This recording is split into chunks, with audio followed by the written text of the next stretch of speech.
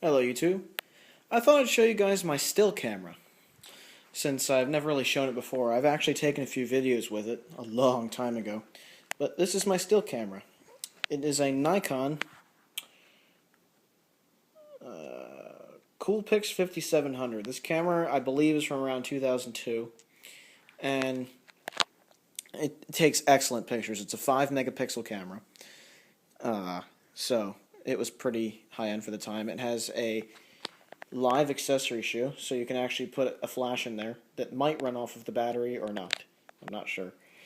The thing that I love the most about this camera is that the lens is freaking huge. So it takes really, really good pictures because of the size of the lens and probably the size of the image sensor as well, assuming it's the same size. Assuming they've made that bigger as well anyway, because smaller cameras with smaller image sensors don't take as good of pictures. For example, this iPhone that I'm filming with now has a very tiny image sensor and a very tiny lens, so it doesn't take the best pictures or video compared with a real camera. Here's what it has. It's a 5 megapixel camera with 8 times optical zoom, I think. And I forget what resolution of pictures it takes. I'll have to look in a second. But here's what you get on this side. You get a DC in jack, you get AV out, and you get Nikon. This is the one thing I don't like about this camera. Nikon decided to use a really weird USB interface, which I do have the cable for, and I'll show you what it looks like. They use one of these plugs, which is dumb. I wish they would have just used mini USB like, you know, every other device on the freaking planet. But this is the one camera. These are the one brand of cameras that don't use that. It's just kind of annoying when you lose the cable. It has an LCD screen that swivels out. And one thing that's kind of nice is you can turn it around and put it like that, so it's almost like it's built in. I like the fact that you can flip it around. It's really small, but that's alright. It also has a viewfinder, which you can use for, if you don't prefer to use the small LCD screen, you can use a viewfinder as well. Got your buttons here for menu, quick. I think you press quick when you just want to quickly see what you took. Trash button, display button, select button. I think I've never used that button as long as I've had this camera. Get your zoom buttons here, and you can choose between camera and playback right here. Up on the top here we have a display, which I'll show you once it's on. You have a jog wheel here for selection of things. Function button, I think that's a backlight button, I'm not sure. You get your mode button, your plus or minus button, I forget what that does, since I don't use it. And your on-off switch is a wheel like this. And then the shutter button, which has 2 stages. You press it down lightly to focus, and then you press it down all the way to take the picture, as is the case with most cameras.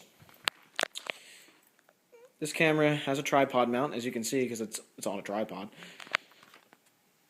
You may be asking, what does it take for storage? It takes compact flash cards, because it's that old, and usually pretty decent cameras take these. I have a 1 gigabyte card in here, because I think that's the highest I can put in this camera, because it's so old. So that's what I use to take pictures. I just have a 1 gig card in there that I can take endless amounts of pictures on. So let's turn it on and take a look at it. Take the lens cap off here. And open the screen.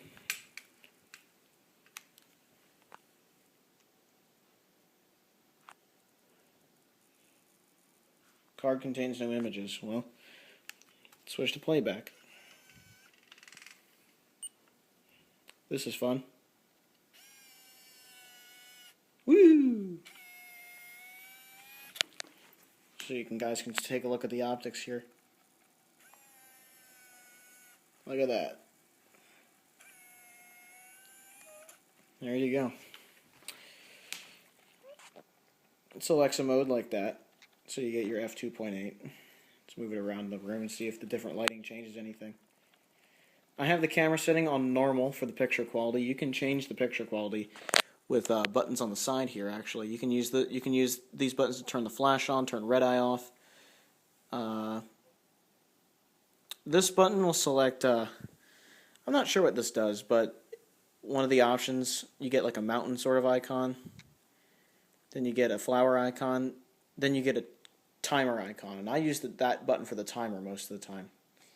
That's the battery indicator, which means I need to charge this battery. This battery is like 10 years old, so I should probably have it rebuilt. There's a lock button. Not sure what that does. Let's find out what it does. I think that's just focus lock. I'm not sure. Size changes the picture quality, I think. Yeah, change it to fine, high.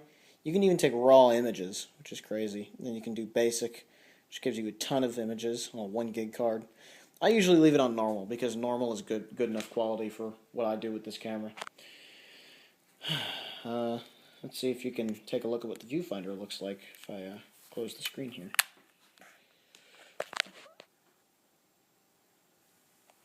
You can't really see it that well, but it appears to work. Let me see if I can focus on that. Hey, I can. Cool. Yep, viewfinder works. It's just a color LCD screen.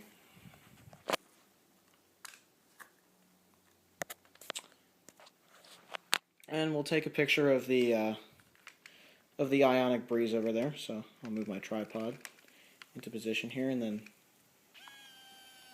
zoom it into the ionic breeze there. Push down that button. Oh, before I do that, I should show you what this display does. This display has the battery indicator.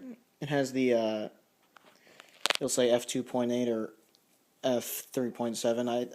I haven't done photography in a long time, so I forget what a lot of this is for.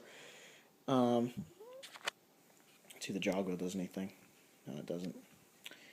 Function. I don't know what that does. Plus or minus. Mode. 125. Well, I have no clue what a lot of this stuff does because I literally use this as a point-and-shoot camera. I turn it on and take pictures. So when it needs to use the flash will automatically pop up when I push the button down to focus. Then you get your flash bulb there. And we will take a picture of the ionic breeze.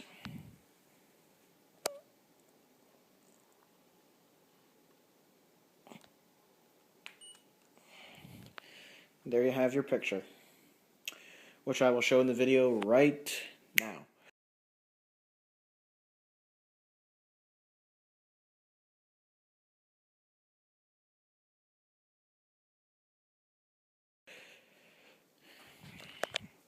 There you have it. It takes pretty good pictures, but the video it takes is pretty bad. And I'm going to shoot the remainder of this video with the camera itself, so you guys get to see my face for a while. Okay, now we're shooting in video mode with this particular camera. Now, as you can see, the lighting in this room is not particularly good. How about if I move it over a bit? Somewhat better, I guess. Sit down here. So this particular camera, it doesn't take the best video in the world because it's from 2002, but for the time, I think it was alright. It takes 320 by 240 video, I believe. I'll correct that in the annotations if I'm wrong. The audio quality, the sample rate is pretty bad. I've taken a few videos for YouTube, with this camera in the past, and you can see the frame rate isn't that great. But on the other hand, it's not bad for the time. I think this is one of the few cameras of the time that had sound. The one thing that annoys me is that it uses 60-second intervals to take video with. So I got to be quick with this. So here's just a shot around the room. There's the ionic breeze. There's a few boxes. And there's G5 and my other computer. A pile of crap in the corner of the room there. So in many regards, this camera doesn't take the best video in the world. You can also, you'll probably hear it in the video, that the focus motor really resonates through the audio. So it makes its way back to the mic somehow, because it's just a loud motor, I guess. So this is my point and shoot camera. It's not a bad camera. I really like it. It takes beautiful pictures, which I'll show near the end of the video. A few that I actually found on this camera the other day when I was importing video with it. And for those of you who are longtime subscribers, you might remember when I used this camera a few times. You know, back then I didn't use very good equipment. Now I use fairly good equipment. I mean, now I use a phone. Now I use an iPhone 4S to film most of my HD YouTube videos, and a Sony Mini DV camera from the 90s to film most of my standard definition videos. So, bottom line, I need to get a real camera at some point, but this is my real camera for photography. And I hope you guys enjoyed just a brief overview of this camera, and I'll show you guys some of the pictures this thing takes. Have a good one, everybody. Ciao.